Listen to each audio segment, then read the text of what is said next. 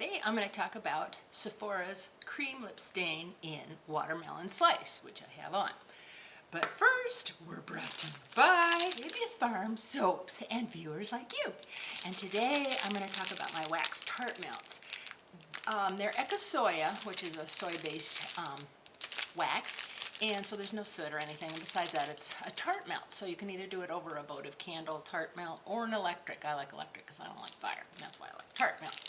This particular one is Frasier Fur. You get 4 to a package. There's also 1 pumpkin crunch cake. That's the last one. I don't have any more of that scent. And pumpkin sugar donut type. One of my favorites. I think it and the, I guess I like pumpkin. The pumpkin pecan waffles. I think those two are my favorite right now at this season. So I just put one in and let it melt for a couple hours, and it makes the room smell. It does kind of sometimes go into another room.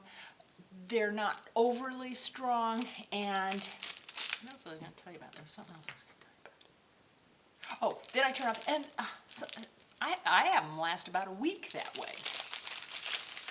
So here you got a month's worth. So let's talk about what I think about the Watermelon Slice Sephora lip cream. There it is. I'm not going to swatch it on my hand because it'll never come off. Here it is on my mouth. Can't tell where I'm at. And I think it would be great on some blonde, some younger, like Cashmere and Cupcakes. She wears a lot of orange.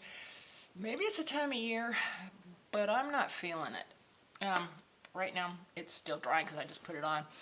These guys aren't real tacky or anything. After they dry, my lips don't feel weird or anything. If I go like that, I can tell I have something on because it's, you know, it's a little drier, but it really doesn't bother my lips. But as you know, not much bothers me. Just to go on what else is on, I have NARS Cordura. I use the lighter color on the lid up to the crease, and then I use this darker color in the outer V and in the real crease, because you know. Then I took my little Chanel, I think it's number 14 detail brush, and I made a liner, but mostly waterline, well, a little bit of waterline, but mostly tight line, and then just mascara. Let's put that back together. On my cheeks, because it's fall, I used Gina, and I plopped it right there, and then I took another brush and swept it up and kind of blended it out and used the Hourglass Ambient Light in Dim and went over it, and then that always softens everything.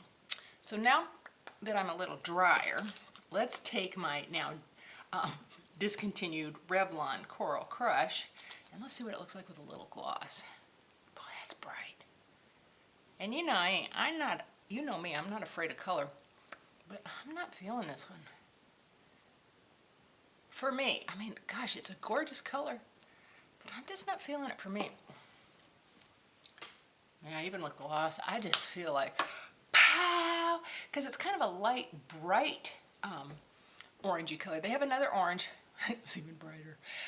It swatched beautifully. It looks pretty online with people.